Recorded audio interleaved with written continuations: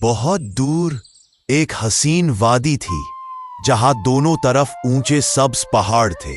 ऐसे लगता जैसे कुदरत ने सब्ज चादर बिछा दी हो। उन पहाड़ों के बीच एक प्यारा सा गांव छुपा हुआ था, फूलों की खुशबू से महकता, धुंध में लिपटा और सूरज की रोशनी में चमकता। सुबह के वक्त परिंदों की चहचहाहट गूंजती, हवा में नर्म खुशबू घुल जाती और आसमान नीला जादू बिखेरता। ये गांव जैसे किसी कहानी की किताब से निकला हो, खामोश, खूबसूरत और जादुई।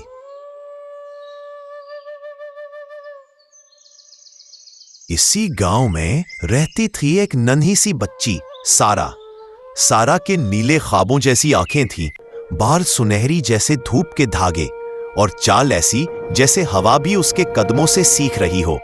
वो बहुत शर्मीली थी, अकेली रहने वाली, लेकिन उसके अंदर एक ऐसी रोशनी थी जो अल्फाज से ज्यादा खामोशी में बोलती थी। जब बाकी बच्चे हंसते खेलते, सारा चुपचाप आसमान की तरफ देखती। वो सितारों को घूरती, फिर उनसे बातें करती, उनके नाम रखती, जैसे हर तारा उसका एक राज हो, और फिर बहुत धीमी आवाज में कहती, काश मैं भी किसी दिन उड़ सकूं, काश मैं एथेरॉन जा सकूं।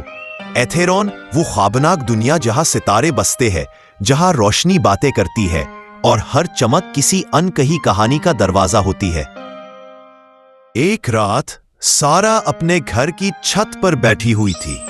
हवा में हल्की सी खुनकी थी और आसमान पर बेशुमार सितारे चमक रहे थे। अचानक उसे ऐसा लगा जैसे किसी ने आहिस्ता से उसका नाम पुकारा। सारा वो चौंक गई, मुड़कर पीछे देखा, लेकिन छत पर उसके सिवा कोई ना था। तभी कहीं करीब से उल्लू की हू सुनाई दी। सारा ने नजरें उठाईं और देखा उसका उल्लू दोस्त छत के किनारे पर बैठा था, खामोश और उसकी तरफ देखता हुआ। वो उसका पुराना साथी था, नॉर्बिट, एक ऐसा परिंदा जो हमेशा चुप रहता लेकिन सारा के दिल की आवाज सुन लेता। नॉर्बिट आहिस्ता से उड़ता हुआ जादुई सीढ़ी पर आकर बैठ गया। वो सारा को ऐसे देख रहा था जैसे उसके दिल की बात पढ़ रहा हो। फिर उसने नरमी से कहा, सारा, क्या तुम्हें एक बार फिर सितारों की सैर का दिल है? सारा ने आहिस्ता से सर हिलाया। नॉर्बिट मुस्कुराया और बोला, आज मुझे पता चल गया है कि सितारों की दुनिया तक कैसे पहुंचा जा सकता है। सारा की आंखों में हैरत थी। वो झुककर बोली, सच? नॉर्बिट, मुझे बताओ, मैं वाकई वहां जाना चाहती हूं। नॉर्बिट ने अपनी आंखें बंद की और आहिस्ता से कहा, तुम्हें बस एक सच्ची ख्वाहिश करनी होगी, दिल से, मुकम्मल यकीन के साथ। और जब तुम ये करोगी, सितारों की दुनिया का नॉर्बिट अपनी जादुई सीढ़ी के साथ तुम्हें ले जाने आ जाएगा।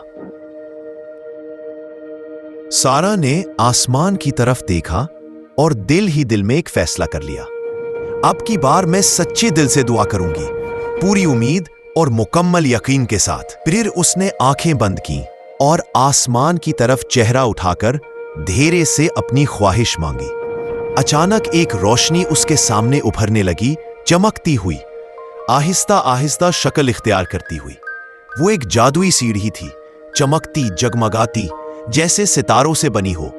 तब एक आवाज गूंजी, नर्म, गहरे और जादुई लहजे में, सारा, इस सीढ़ी को थाम लो, सितारों की दुनिया का नूरबट तुम्हें लेने आ रहा है।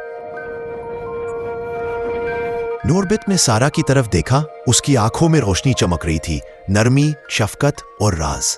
फिर वो बोला, सारा, तुम बिल्कुल एक सच्चे मोती की तरह हो, खालिस, रोशन और अंदर से खूबसूरत।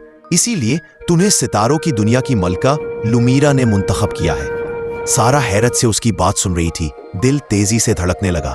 नॉर्बिट की आवाज धीरे से गूंजी, बस अब इस जादुई सीढ़ी पर पहला कदम रखो।